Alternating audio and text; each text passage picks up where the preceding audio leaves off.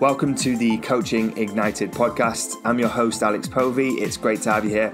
This show is all about peeling back the curtain on what's going to help you build the fitness business you truly want.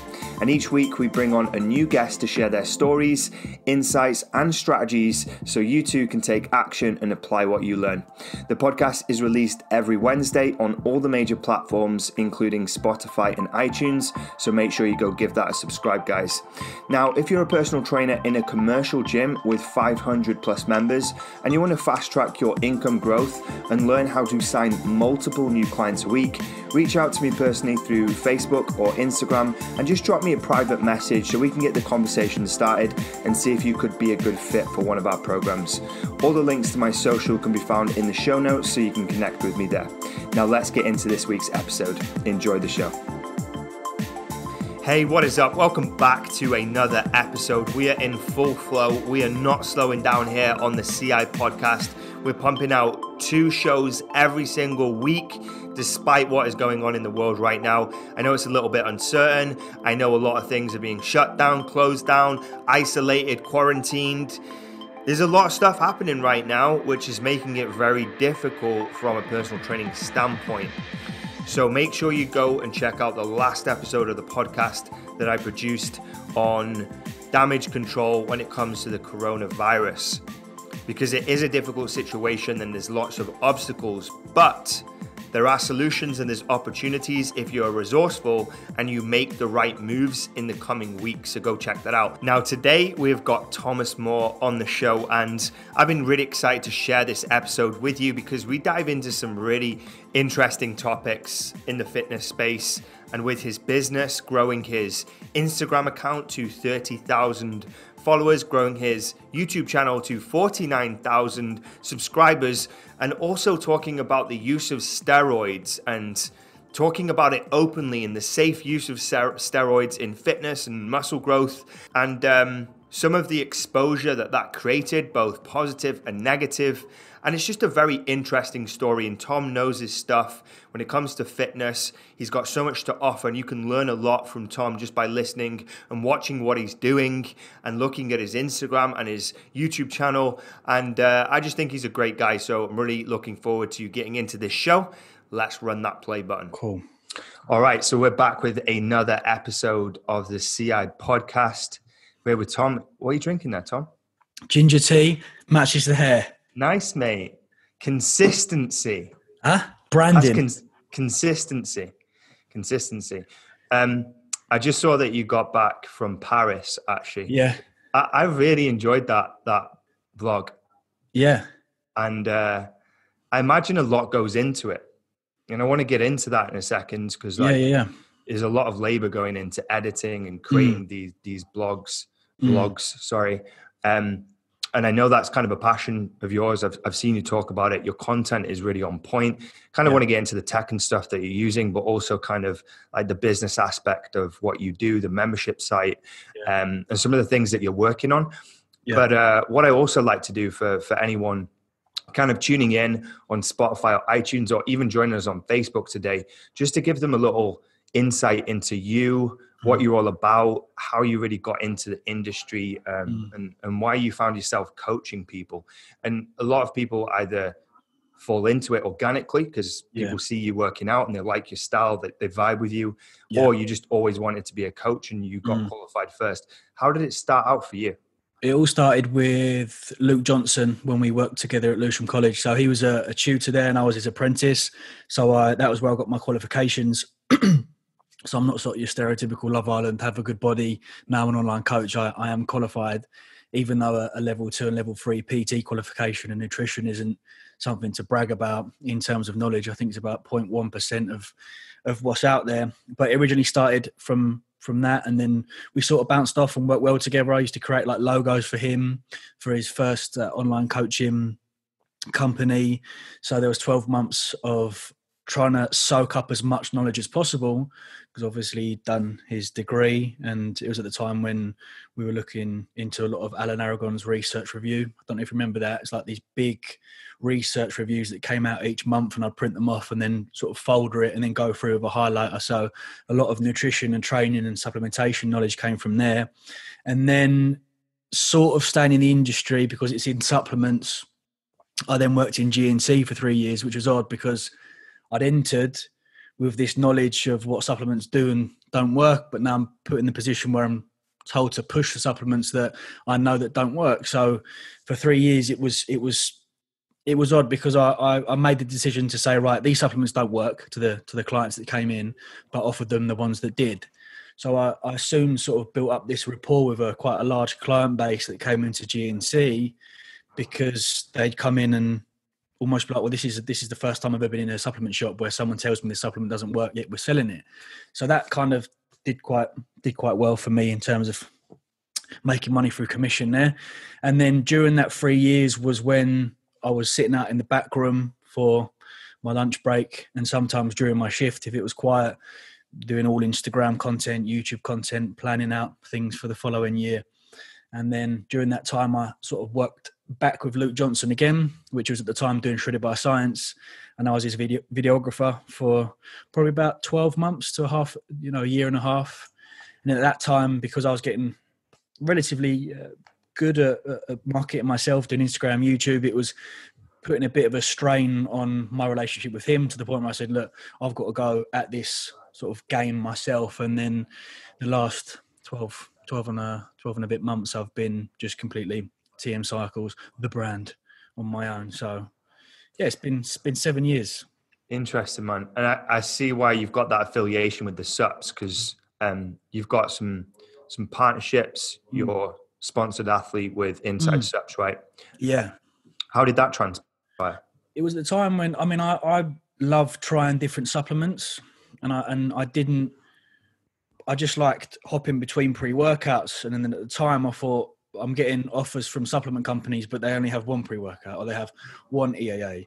Or if I'd speak to a company that have a really fantastic panel for a pre-workout, but then they'd sell BCAAs or low dose protein. And it was like, it's a bit annoying. So that's when Insight messaged and said, look, we've got quite a large amount of American products, which back in the day, I was a big fan of Rich Piana. I used to use his sort of high stim pre-workouts. And I thought that works really well because people can then have the choice.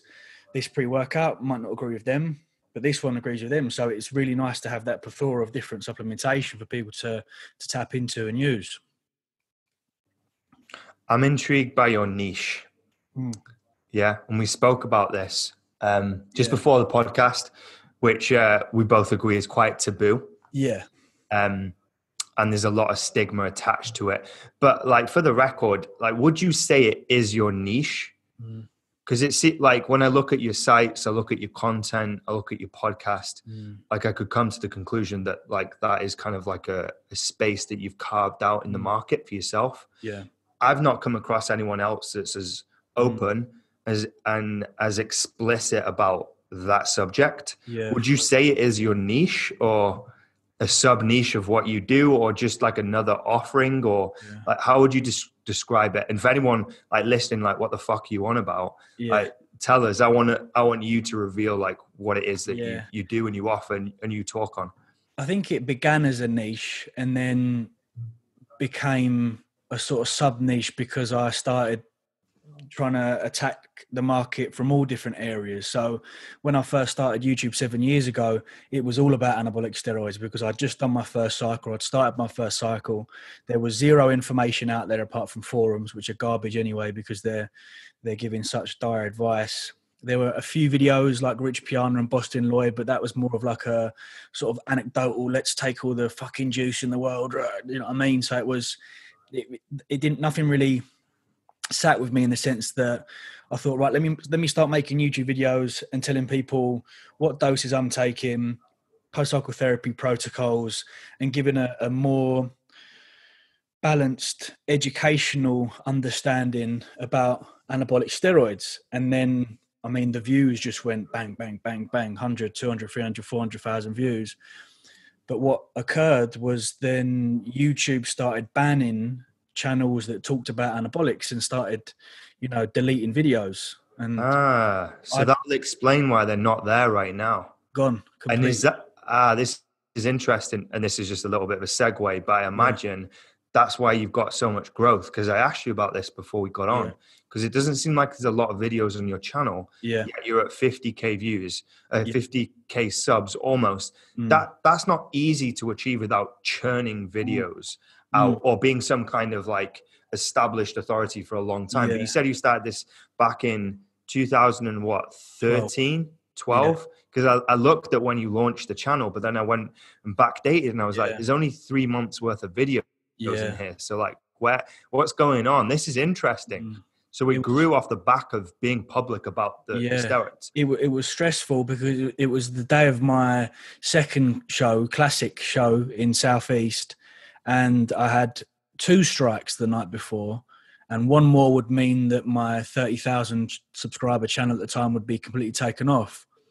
So frantically trying to tether my laptop to my mobile phone in the car, and anything with a subheading or title with anabolics or steroids, it just had to come down. It had to be deleted because YouTube were, and I think they deleted about three channels. And when they do that, there's no chance of you coming back. So that was the point where I thought, right, I've got a decent amount of knowledge regarding anabolic steroids. Let's now create this membership site. So that's when the planning went into creating the membership site off the back of my YouTube channel being closed and not being able to talk about the taboo subject of anabolics. So now we're talking about the TM Cycles member site. And I was looking at it myself because I was super interested. Inside that platform, like, is this specifically for guys that are taking anabolics? Is it just a module? Like, what goes on inside that membership site? I didn't really want to back myself into the corner of just creating a hub for anabolic steroid users, because my knowledge around training and nutrition and supplementation could also be utilized within that member site. So a lot of the time it's, can I join your member site if I'm natural? And I say, of course, because we talk about periodization, training volume, nutrition. It's not just about anabolics, but it's also an area for me where I can go into how to inject. I can go into individual drug protocols. I can talk about post-psychotherapy and estrogen and prolactin. So that's just there for people to utilize, So I was, when I first opened up, I sort of tried to do a video from each and then have that. And then now I'm sort of branching out into the business side of things about how to create online coaching, how to do your sheets, how to grow your Instagram, how to grow your YouTube in that as well. I think I'm on mute. I sometimes do that. That's right, a little bit of background noise. This is interesting. And I want to unpack this for a second because obviously you're helping online trainers, coaches, equally that's what I do. And a lot of them get shiny object when they see these membership sites. Yours is like very, very low tickets, like $5.99. Like that's low ticket. Well, I imagine there's quite a high churn rate as well. People coming in, people coming out, people coming in, people coming out. But then you get a lot of these coaches, a lot of people that are looking at you and going, oh, I want to build that. Of course. I want to build what Tom's got. Like, seems great. Passive income, sit back, people log into a site and I just make money on autopilot. What's the truth though around having that type of site and making it work? Yeah. Well, it's not for everyone. Of course not. And you've seen people create member sites and I've been watching them drop like flies in the past 12 months because they can't sustain it. It's fantastic because in their head they go, 1,000 members, $5.99, that's $6,000 I'm making bank a month. And then what happens is they do a exercise selection video. Oh, what content do I do now? Oh, I can't do a member site anymore. Then they start doing vlogs. You can't charge people for vlogs because I go on YouTube and then there. So and then they close the site. It's, I plan my content 3-6 months in advance. I know what comes out. I know what's being filmed today and going out tomorrow. I know what stories are going up. I know that we're doing mini series. I know that I'm employing people to come on to talk about specialist areas in biomechanics. I'm getting new content that comes out each year. So that's about being sustainable and being able to hold your own. I'm a one-man band. You've got Trained by JP, who's probably got thousands more followers than I have on the site. but he's got a huge amount of athletes on there that are, helping build that. And that's when I had an interview or like a podcast with Luke the other day, and we talked about employing people. And I said, I'm so stubborn that even the task of me hiring a videographer who's filming content for member site sits a bit funny with me, because it's a very selfish stance, and I know I should probably knock it on its head, but it's like I want to be solely in control and say, look, I built this entire ship with no help, I think what's quite important to touch on as well, because obviously we've got the best interest of the trainers and coaches who want to be successful, right?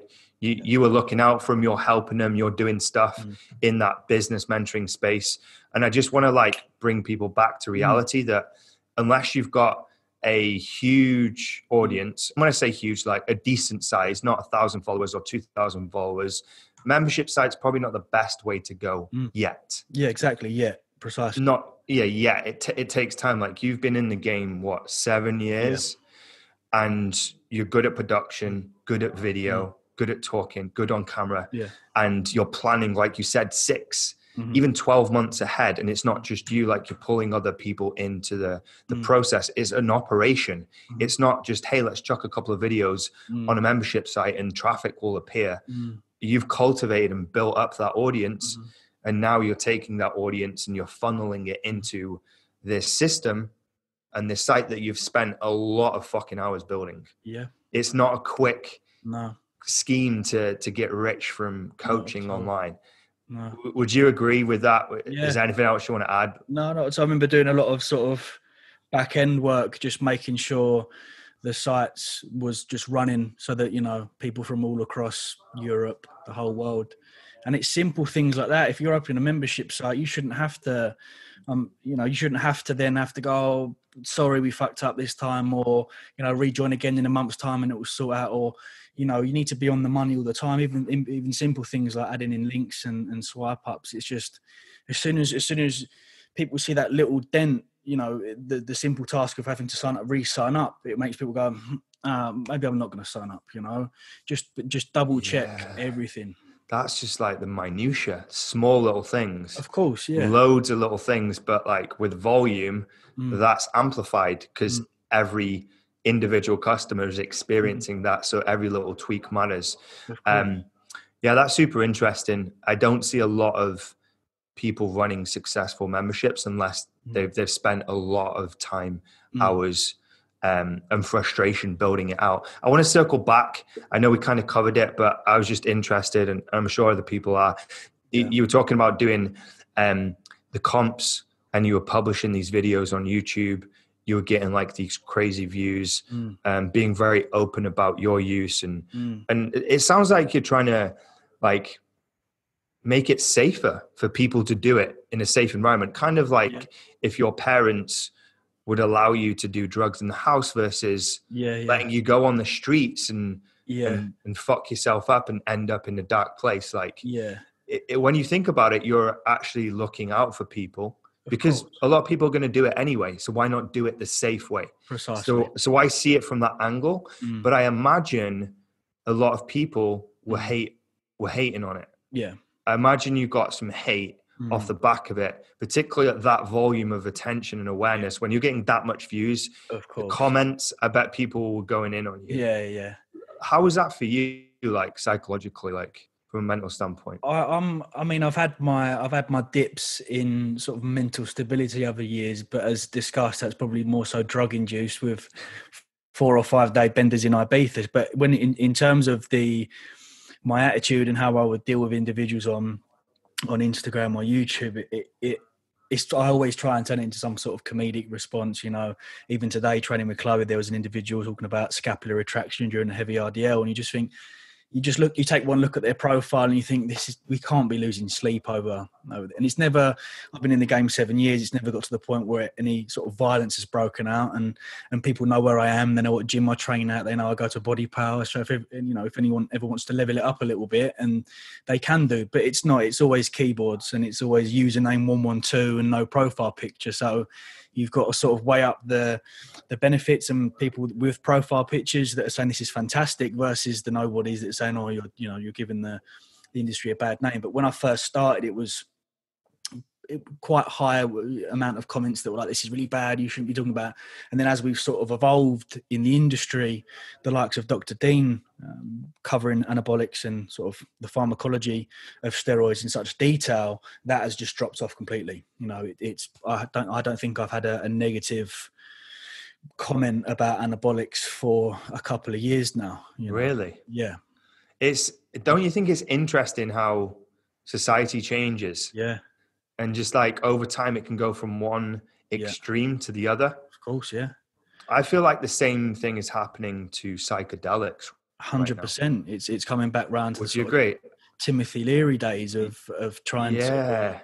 And I was on Jacob Hawley's podcast on drugs for a second series. His first series was fantastic, about interviewing people about psychedelics with, you know, PTSD and depression, and a lot of the research and science is there, but the government will never fund low dose LSD because, one, it will knock out all big pharma companies because it's so cheap, and ethically people will lose their mind. But and talking about not acceptance of recreational drugs, but even more so, you're seeing the likes of the Loop at festivals that are testing, because ultimately they know these individuals are going to take in whatever drug they're consuming. We want to ensure that the ecstasy, for example, they're taking is not laced with whatever drug, PCP or anything like that, that is going to cause some harm. So it's almost quite endearing to see us moving in that direction. Yeah, I'm just super interested about the psychedelics, because I'm very growth orientated, as I'm sure you are. You're very geeky. You like the science. You like improving self-development. Yeah. And I was reading the book How to Change Your Mind by Michael Pollan. Okay. And he covers a lot of these guys that you're speaking about, and talking about the benefits and how it can reduce depression, anxiety, the fear of death in cancer patients. Yep. And a lot of just great things are coming out of these studies, and I feel like it's getting a new lease of life, and it's just interesting to see the landscape changing. So it can do that with something that is extremely hated and has that stigma and taboo, and it can change. And I think what that kind of says is, if you believe in something, like, you can continue believing in it, because before you know it, it might come back around and it might be acceptable again. Whereas if you let kind of the hate dictate how you want to be or what you want to believe in, of course, then you're not living true to yourself. So I admire you for just going out there in public, even though, like, I'm not a steroid taker. I know fuck all about it. I don't really give a shit what anyone does, as long as, like, they're happy and they're fulfilled and they're doing what is true to them.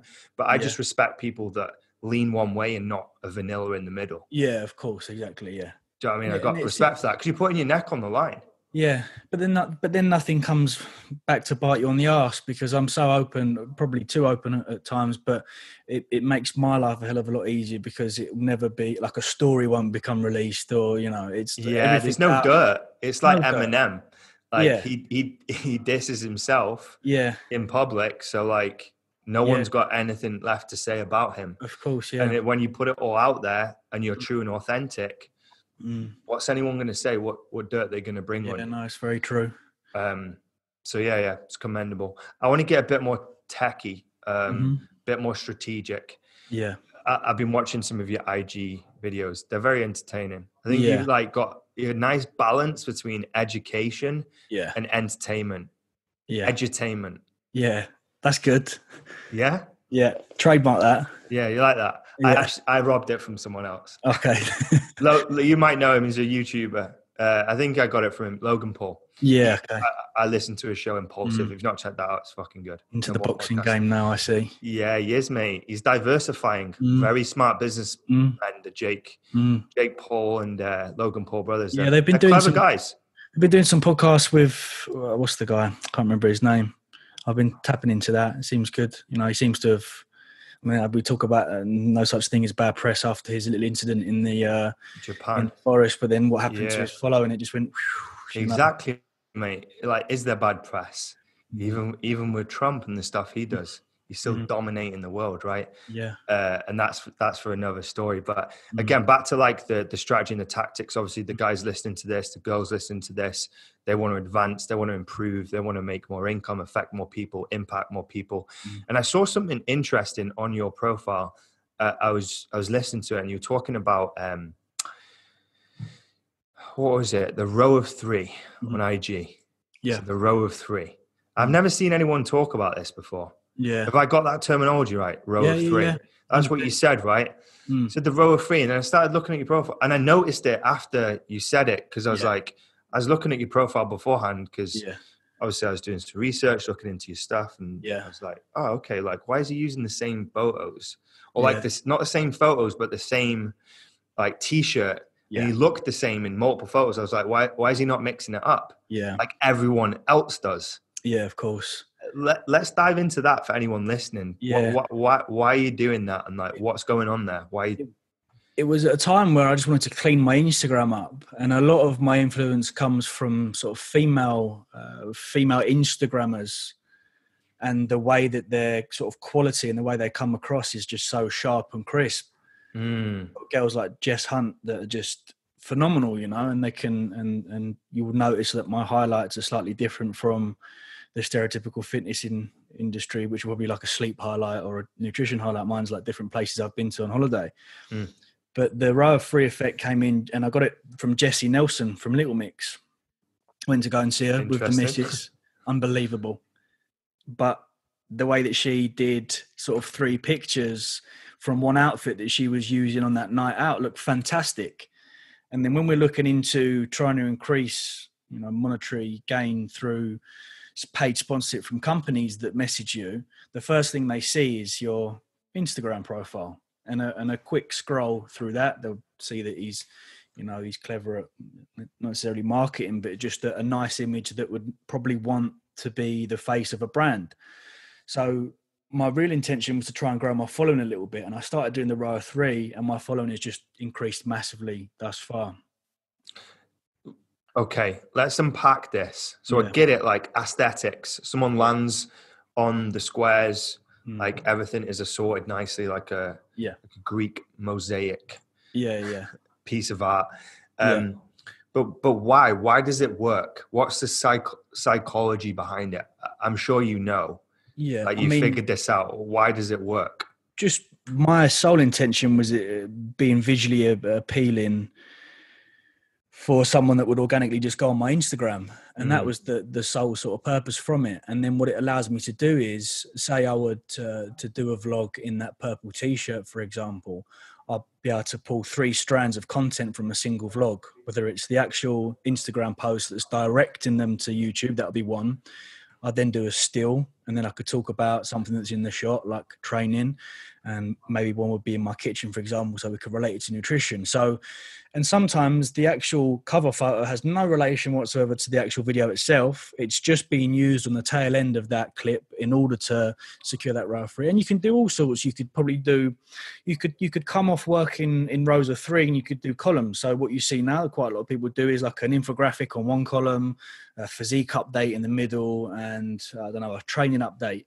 So they've got that consistent theme with their post. But now you're sort of seeing people doing rows of 3s that are just taking 3 pictures of a piece of food that they're eating with no context and no value. It's like, okay, we get that you're trying to make your Instagram visually appealing, but you have to add some value and content to these. You can't just do 3 pictures of a fucking card. It doesn't work like that. So it sounds to me like you spend a good portion of time like researching, figuring this stuff out. Are you just like a geek? Do you just like finding these things out and hacking algorithms? Like, talk to me about like your approach, your mental approach to your business and how you do these things. It's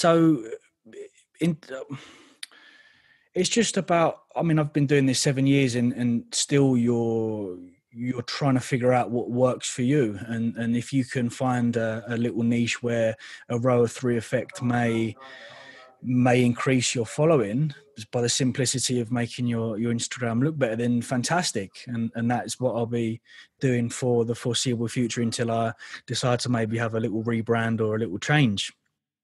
So it's not hugely deep. It's just trying to apply things from not necessarily within the industry, but more so out of that. You see some of these female influencers do incredibly well, hundreds of thousands, millions of followers, based on the fact that these images, every single picture that they're in, whether they're pushing jeans or a handbag or a top, whether they're in Paris or Marbella, is so pristine and clean. And you see what happens when I post a picture of me in Marbella with one of the big cameras, it's nice quality, 3,000 likes, you know? So that way it's just increasing that, and then I'm always responding to every comment. Every comment's either getting a heart or a comment reply, because then it goes on to other people's individuals' pages, whether that's through Explore or through Stories. So, you know, it all pieces together nicely to grow your profile.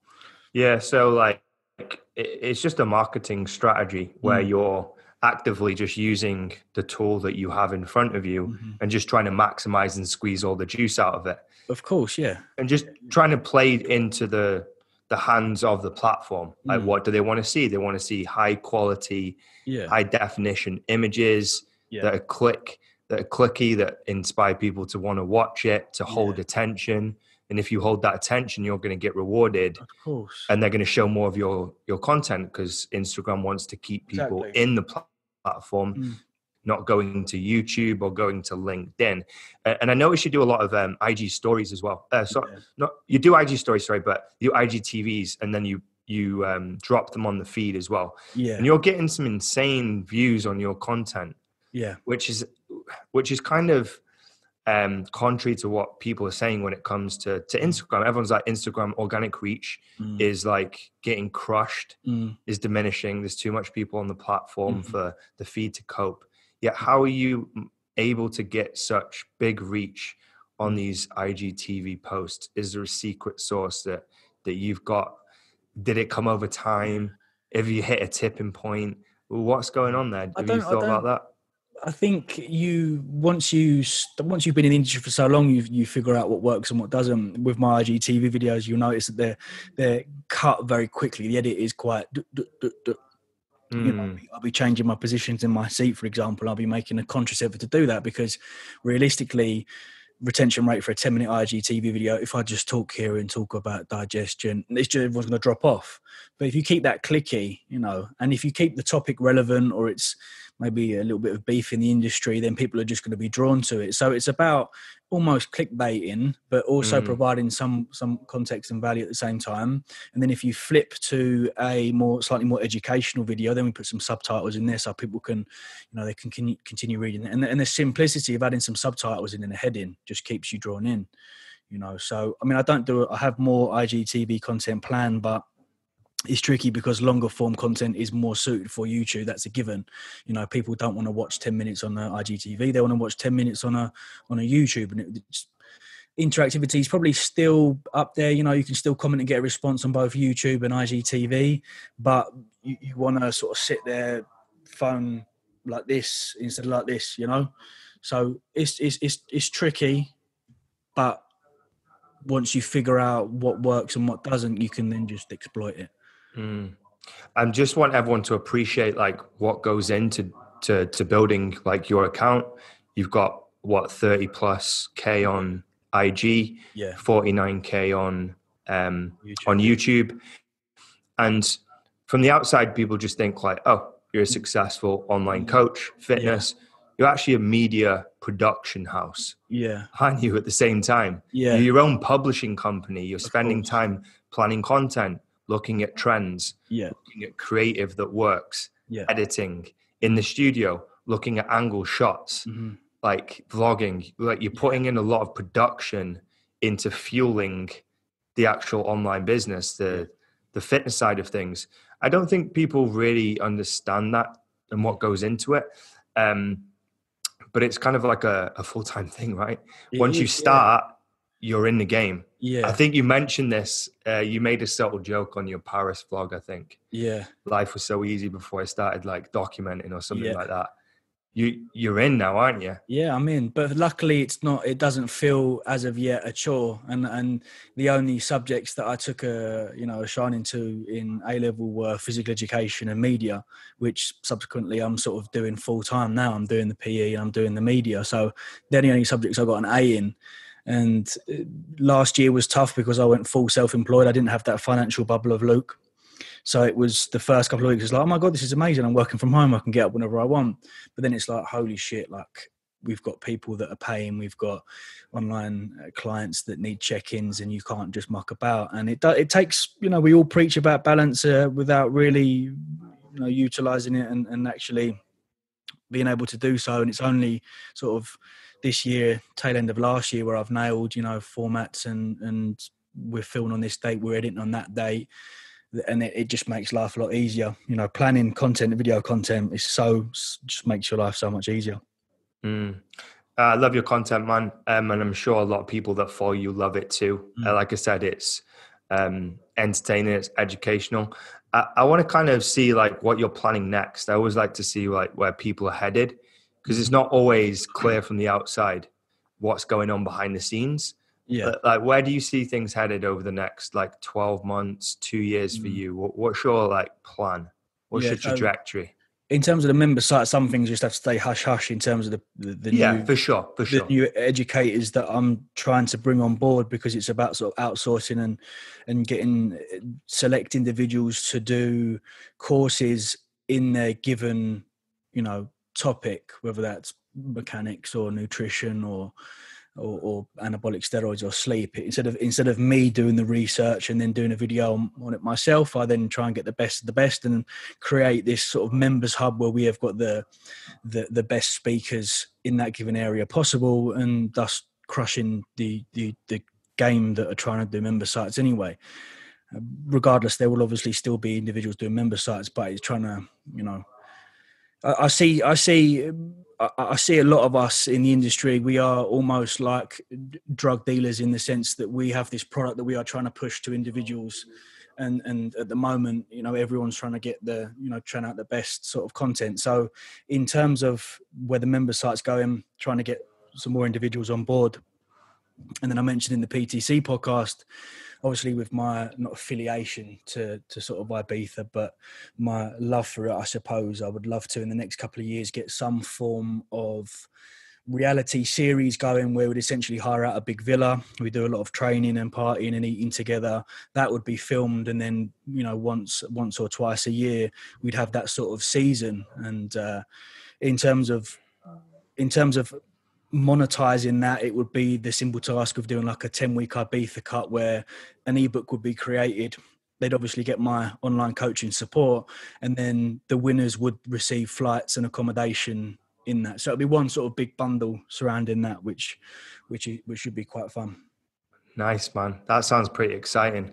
You'll be glad to know I'll be in Ibiza tomorrow.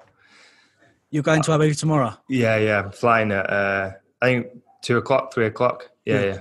I think it's the only place that there isn't coronavirus at the moment, mate. So. And it's fucking 20 degrees. Yeah, I'm cold here in the UK because my business partner's got a place out there. So I'm like, yeah, it's time to leave the UK. Yeah, time to go to Ibiza. Me, Joe, and Josh are going to Marbella in a couple of weeks' time, actually, because I went out there in January just because the missus was away, and it's quite nice getting away sort of once per week out of the month. I'm still working out there, but you've got good food, good training, and the weather's good. So I said to the boys, look, let's go out there, get some content together, and that should be good. Yeah, a few days out there. Same vibe for me, mates. Get out there, 20 degrees, train outside. Yeah, probably go in the sea. Got a drone, shoot some content. Yeah, nice, of course. You know how it goes. But I like Ibiza. I'm not into the club scene or anything anymore. Really? I used to be. Yeah.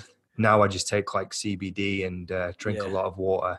And just geek out on books and shit. So yeah, we're going. I think it's my missus' birthday in May, so we're going for opening, and she's done well because she's managed to do. I think Ants opening on the Saturday. You've got Music On opening, and then you've got like Soul Town Festival. So chosen quite a good weekend to go. Nice, man. You think you'll always go back to Ibiza then every year?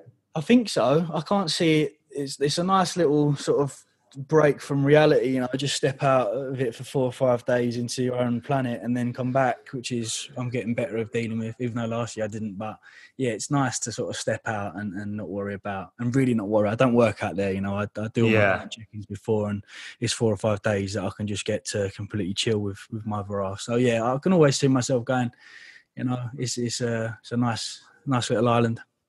Awesome, man. Maybe I'll be seeing you out there in the future when you get this, what would you call it? Retreat, challenge? Yeah. I don't want to go down the sort of typical retreat where... Yeah, you don't want to brand it in that way. Nah, but it's almost like you're sort of Geordie Shore merged into like the fitness industry. Yeah. And, I think it'd be I've spoken to a few videographers that are happy to do it. Simple task of setting up a few cameras in the villa and trying to create some content. And if it folds, it folds. But at least you've tried it and seen if something like that would work. Nice, man. I think you just have a good time either way, regardless of the outcome of it. Cool, man. I want to respect your time. I appreciate you've got other stuff going on. And I want to thank you for coming on, man. It's been great chatting to you. Thank you for having me on. It's been fantastic. And for anyone that's watching on Facebook, if you go in the comments, you'll be able to see links to various things that you can check out from Tom, his YouTube channel. We've got his podcast, which is the Trendy Podcast. You've got a lot of reviews on there. So I imagine you've got some good listeners. I haven't done a podcast. I've got quite a few hits, but I haven't done a podcast in ages. It's more so I was going to go down the route of getting sort of experts, almost like Jacob Hawley was doing on drugs, about psychedelics. But it's hard to try and get these people to come on, you know. So that's in the pipeline for the future. But at the time being, we're just sort of trying to take over the members site. Awesome, man. And then your IG is where you're pretty prominent. For anyone to check you out there, what is the handle? We'll put it in the show notes, but for anyone listening, what is it? It's TM Cycles, all one word. All right, awesome. Thank you so much for coming on, dude. It's been awesome chatting to you. I hope everyone's enjoyed this podcast. Make sure you subscribe. Go check Tom out. Go and check out his stuff. Go and support him and what he's doing in the industry. All right, peace.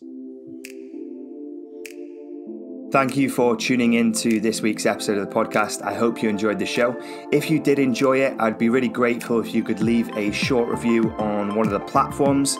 And if you're a personal trainer in a commercial gym with 500 plus members and you want to fast track your income growth and learn how to sign multiple new clients a week, reach out to me personally through Facebook or Instagram and just drop me a private message so we can get the conversation started and see if you could be a good fit for one of our programs. All the links to my social can be found in the show notes so we can connect there. See you next week.